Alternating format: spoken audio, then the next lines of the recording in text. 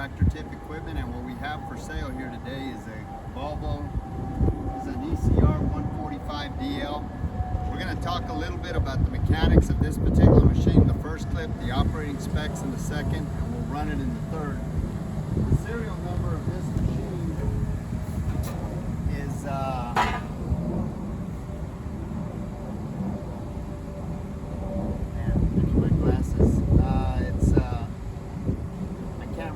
but I'm going to read what I can. 1037. I'll leave that last digit blank. So basically what we're going to do is we're going to talk about the mechanics of this machine in the first clip, the operating specs in the second. We'll run it in the third. If you buy this machine from me or some of the others we have for sale, we've got some forklifts, some paving equipment, some compactors, mini excavators, loaders. Point is, if you buy any one of these machines from me, you're going to be dealing with Perf Provencio at one point. He's a guy running the camera. He's my right-hand man. Price on a new machine like this these days is, I hadn't priced them in so long I couldn't tell you what a new one is, but I'd bet that they're somewhere around 175 to 200,000. The service meter on this machine currently reads 3505. As far as manufacturers go, Volvo's pretty ubiquitous out there, and they've got a really good reputation of building solid, reputable, reliable machines that stand the test of time and hold their value well. The weight of this machine is 32,980 pounds. Widest point are these tracks right here at 8 foot 5 inches.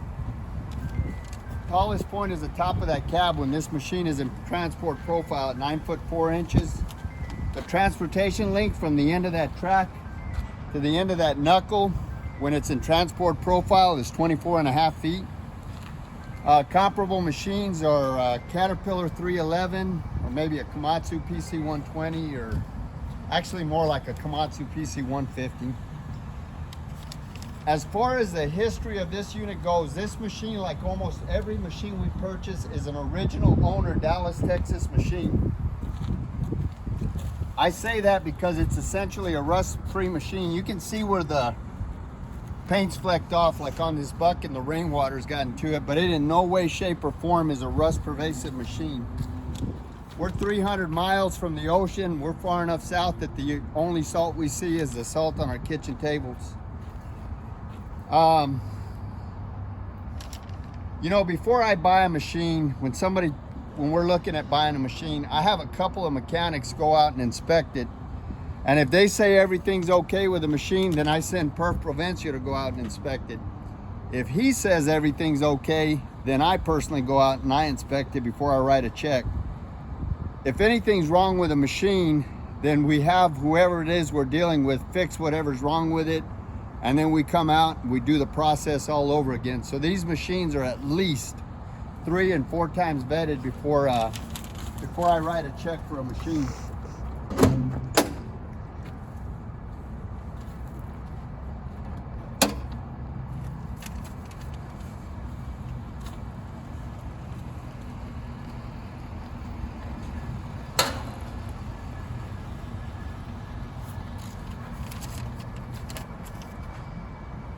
As far as options go, you can see this machine is equipped with rubber tracks.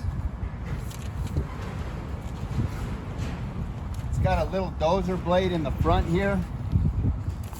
It's an enclosed cab. The AC blows cold, the heater works. You can change the pattern control. You can go to ISO or John Deere controls. It's got a thumb here. This thumb is an 8 foot by 48 inch thumb. You know, you got a blade, obviously. I think I already said that. You've got a dual function hydraulics, which is a great thing to have. You can put a breaker or a thumb or a crusher or a shear, just about anything on this machine. Like I say, the AC blows cold.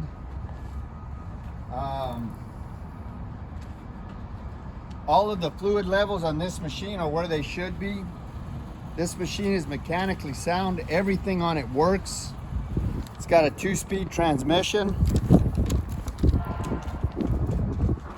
Top speed is something like 3.5, 4 miles an hour. I don't know. But the undercarriage is about 90%. I'm gonna show them this undercarriage first. It's in really good shape. You can see the bushings under here.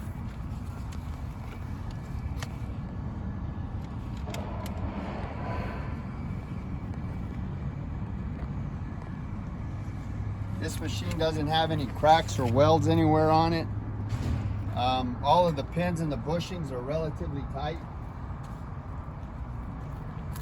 There's no deflection or any kind of problem in that between the upper structure and the lower structure in that Rotec area.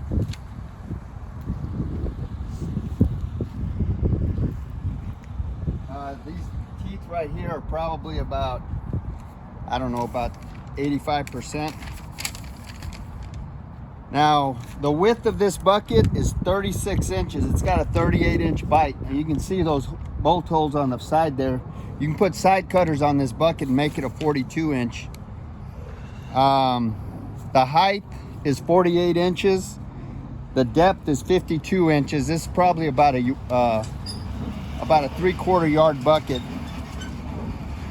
Maximum dig depth on this machine, the way it's configured, is 18 feet.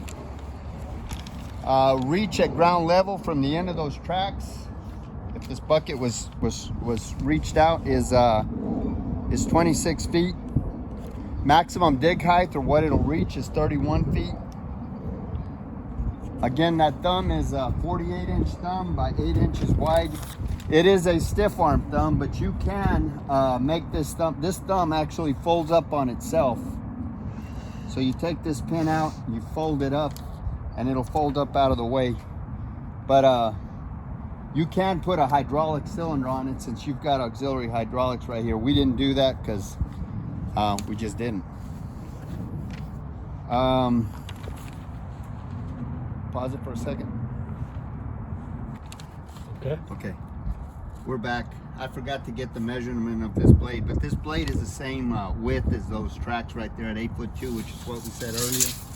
The height of this blade is roughly 23.5 inches. I guess that's about it. Perf, you got anything else you want to add on this machine? Oh, it's a big, strong excavator. Strong excavator. It's very reputable. Yeah, they're good machines. You got plenty of power, right, Perf? Yes, sir. It's a good one. Hey, one thing I forgot to mention, the drawbar pull on this machine is 27,120 pounds. So what drawbar pull means is it's defined as the amount of weight a machine can push or pull without in addition to its own weight. So this machine again is 27,120 pounds. So it'll push a mountain of dirt. I guess that's about it. We're gonna run it in the next clip. You know what I forgot to talk about?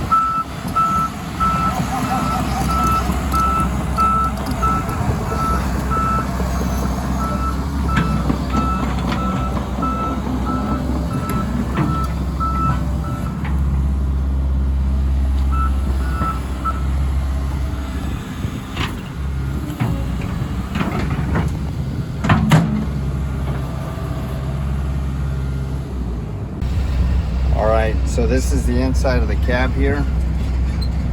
This is your travel control right here. This right here are your auxiliary hydraulics.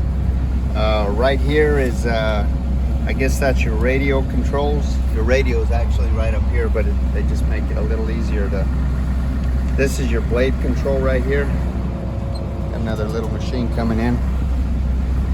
This is your control for your hydraulics on your stick in your bucket. This is your travel speed control, your lights. Go ahead and show them the camera. That's your camera right there. That other little button right there toggles between a breaker and hammer hydraulics. That right there is your if you're doing heavy lifting, maximum productivity. So that's pretty much it. We'll show you the seat. And good luck in getting the machine. I forgot to mention the engine. This is a Volvo Perkins 2244 engine. It's turbocharged with an intercooler. It's a 4-cylinder engine. 92 net horsepower and 107 gross. Okay, now we're gonna run it. The other thing I forgot to mention is it does have a battery disconnect switch, which is handy if the machine's gonna be setting for any time.